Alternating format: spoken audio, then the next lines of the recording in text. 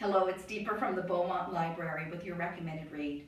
Today I'll be reading an excerpt from Chapter 1 of The Hunger Games by Suzanne Collins and published by Scholastic.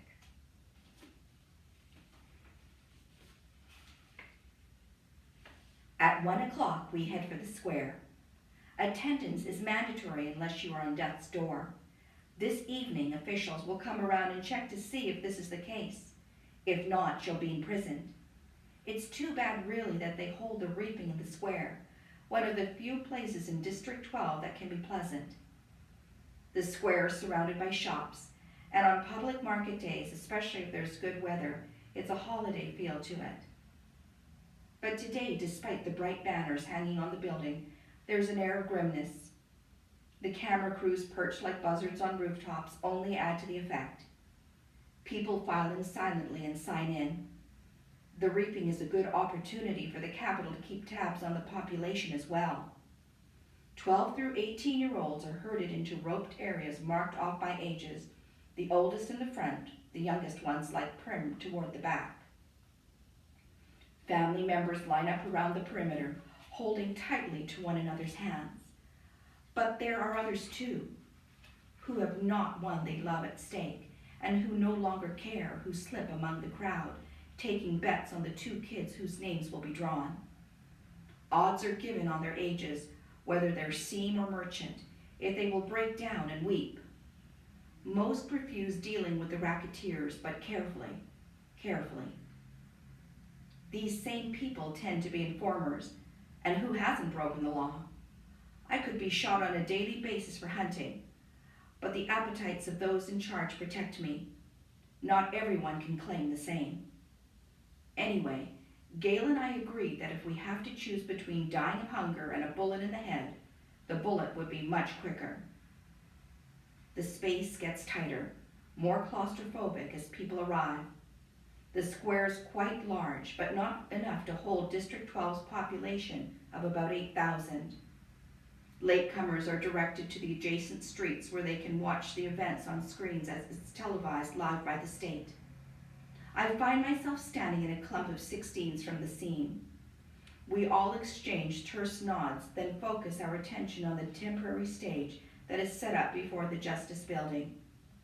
It holds 3 chairs, a podium, and 2 large glass balls, one for the boys and one for the girls. I stare at the paper slips in the girls' ball.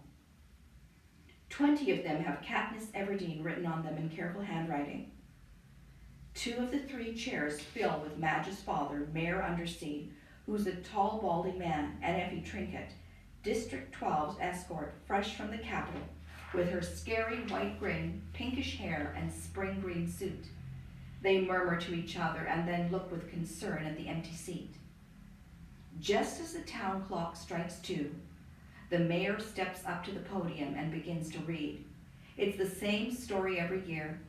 He tells of this history of Panem, the country that rose up out of the ashes of a place that was once called North America. He lists the disasters, the droughts, the storms, the fires, the encroaching seas that swallowed up so much of the land, the brutal war for what little sustenance remained. The result was Panem, a shining capital reigned by 13 districts, which brought peace and prosperity to its citizens. Then came the dark days, the uprising of the districts against the capital. 12 were defeated, the 13th obliterated. The Treaty of Treason gave us the new laws to guarantee peace, and is our early yearly reminder that the dark days must never be repeated. It gave us the Hunger Games. The rules of the Hunger Games are simple.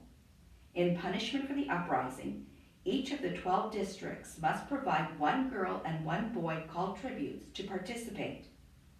The 24 tributes will be imprisoned in a vast outdoor arena that could hold anything from a burning desert to a frozen wasteland. Over a period of several weeks, the competitors must fight to the death. The last tribute standing wins. Taking the kids from our districts, forcing them to kill one another while we watch. This is the capital's way of reminding us how totally we are at their mercy, how little chance we would stand of surviving another rebellion. Whatever words they use, The real message is clear. Look how we take your children and sacrifice them, and there's nothing you can do. If you lift a finger, we will destroy every last one of you, just as we did in District 13. To make it humiliating as well as torturous, the Capitol requires us to treat the Hunger Games as a festivity, a sporting event pitting every district against the others. The last tribute alive receives a life of ease back home, and their district will be showered with prizes largely consisting of food. All year, the Capitol will show the winning district gifts of grain and oil, and even delicacies like sugar, while the rest of us battle starvation. And that was an excerpt from The Hunger Games by Suzanne Collins. I hope you check it out.